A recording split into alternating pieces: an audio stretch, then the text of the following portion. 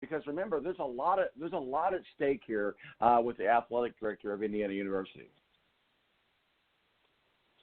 Yeah, well, you're going to have to go ahead, Mo. Sorry, it's hard to hear out here. Go ahead, guys. Go ahead. I would just say, you got to go get somebody that has strong IU ties. Fred Glass was under scrutiny throughout most of his reign there, so to speak. He did do great things for the program, extensions to the football stadium, beer sales at games. He did very good promotions for the school, got students in, made more tailgates. So, a lot of people are saying, oh, well, Tom Crean this and yada, yada, football team that. But look at the facilities that football team has. They landed on the top 100 recruit. They're going to a bowl game against Tennessee. So I think what Fred Glass has done is a little bit underrated because people are going to look at, oh, well, Tom Crean didn't work out and football this. But I think things are in the right direction right now. But I'm with Mo, too. If you're Archie Miller, you're thinking, oh, crap, it's time to probably put up or shut up. And we got to get this team in the NCAA tournament and get this team consistently winning basketball games. Well, go ahead. Were you going to have something to say there about the athletic director? Well, it worries me that this is a great chance for IU to build for the future, but it also worries me that this is a good chance for IU to really, screw this entire thing up. So, it's a 50-50 chance that we've got you get a guy in there who can really build for the future and really move these athletic programs in the right direction, or you get somebody who comes in here, they make the wrong hire, and things completely, fall to shambles. So while it could be exciting, it's also, I think, a little scary if you're an IU alumni or IU fan. Let's go into some college football bowl games. Obviously, the college football playoffs are set. You've got LSU and Oklahoma and Ohio State and Clemson. We'll start there with you, Tony. Talked with Adam earlier. Even though he's a big Ohio State fan, he's a little worried because this is probably the deepest, toughest matchup in the playoffs right now. So still thinks that Ohio State can inch it out. But what do you think about the matchup between Clemson and Ohio State? I think that the committee got it right this year. Yeah, I really like Clemson. They're Ohio State. Have they had impressive wins? Yes, but having to come behind to Wisconsin in a game that they probably should have won handily. They had a great second half in that Big Ten championship game, but really started out slow. If you start out slow against Clemson, they're gonna bury you. They're gonna put you away. Trevor Lawrence has been there, done that. He can throw it deep. They got a great rushing attack. I like Clemson on that contest to beat Ohio State, and I don't think it's going to be as close as what people think. I'm in the 35-24 range as far as seeing Clemson knock off Ohio State and punch their ticket to the national championship. Well, what are your thoughts? LSU and Oklahoma. Oklahoma has gotten a bunch of people suspended. LSU's on fire right now. What are your thoughts? Well, here's what I like, for LSU as opposed to any other team in the playoff is I think that LSU is more battle-tested than anybody in this playoff. They've played in more big games and against more tough teams than I think anybody else so far. So I like LSU to win the whole thing. I think that it comes down to LSU Clemson in the national championship, which is I would have signed up for any day. So I like LSU and Clemson and LSU to take the whole thing. Guys, let's talk a little NFL before we have to wrap it up and put a bow on it. We've got AFC South playoff championship right there in the brink here. Unfortunately, it's not the Colts. But the Texans and the Buccaneers, this is an interesting game. And I think all games that are played today are teams that are playing that mean something.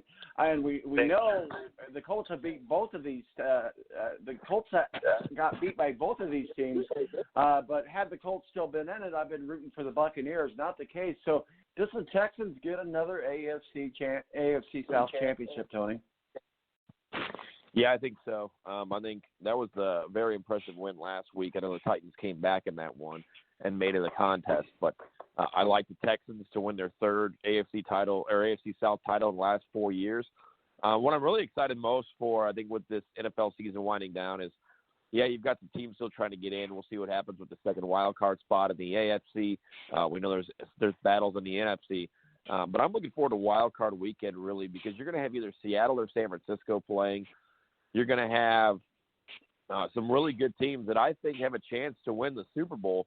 playing on that first weekend. I mean, the Bills are a really, really good team. Do I think they're going to win the Super Bowl? No. But we're going to see them get a home game in the first round of the playoffs, or be going on the road, in the first round of the playoffs. So there's going to be some really intriguing matchups coming up 2 weeks from today when Wild Card Weekend hits. Well, let's talk a little bit about your Cleveland Browns. I know you cover them. Adam was on earlier, and he says, for the first time, I'm rooting for them to lose out so that they can throw out the kitchen sink. But if the Baltimore Ravens find a way, which they probably will win. It's a revenge game for them. They're coming in angry. They're coming in hot there in the AFC against the Browns. So what are your thoughts about the Ravens and the Browns? And the Ravens look very, very much like the team that can finally put the New England Patriots to bed in the playoffs. Well, here's what's funny about this game is if you remember earlier in the season, the Browns ran all over, and Nick Chubb ran all over the Ravens and beat them pretty handily early on in the year. I got a little flack in the locker room this week after when the report came out they were going to keep Freddie Kitchens long term, and I just tweeted out LOL. So not the most pleasant of locker rooms for me to be in this week. The Browns, honestly, last week looked like they quit. Jarvis Landry thinks that he's going to have off-season surgery. Won't really tell anybody what that could be about. Who knows? He was one of many Browns last week reportedly had told the Cardinals to come get him. So it's utter turmoil there. And the fact the Browns and John Dorsey, who's a very smart guy, wants to keep this clown long term is absolutely asinine to me. It's been a terrible season. It's been a team that's been undisciplined from the word go. Baker has regressed. I don't know what they saw in Freddie Kitchens that made him say, yeah, this is the guy. So the Browns, I'm just throwing my hands up at this point. They're going to get smoked by the Ravens. There's pretty much no doubt in my mind at this point. So sayonara to the season that could have been Browns fans, and we'll see you again next year. Yeah, and it's unfortunate that I had not heard that they had talked about keeping Kitchens for the long term, and I thought for sure he'd be a one and done. So we'll see if that actually comes together. Tony, the Bills are coming into New England, never a fun place to play in December, but at the same time, I mean, the Bills are playing hot, and I mean, the Patriots could lose, and they might be resting some players, but I think the more important story on the Patriots is that rumor has it, you know how rumor mill goes, it goes and goes and goes, but rumor has it that Tom Brady's considering retirement, and I guess he can retire anytime he wants, but I think he'll look really good in a gold jacket. We need to get that on him sooner than later. Yeah, excuse me while I turn and barf into this toilet right here after you just said that comment about Tom Brady. But yeah, real quick, back to Mo's last point. Remember going into this season, it was the Browns are going to be this great team in the AFC, and the Bears are going to be this great team in the NFC.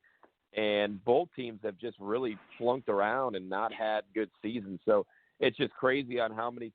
You could predict all these things all you want, but I do like the Bills. I really do. I watched them on Sunday Night Football. They got a good rushing attack. They're led by Frank Gore. I've been in the locker room with Frank Gore as far as the Colts go, and I just see how much of a leader he is and how much, he brings to the table. And that's really up Singletary's game. I love the play of Josh Allen. He was my favorite quarterback coming out of that draft. I thought he would be really good out of Wyoming. I thought the Bills might not be the best situation for him, but this is a team that can play, and they can defend, and they can hold you to teens or single digits when it comes to the scoreboard.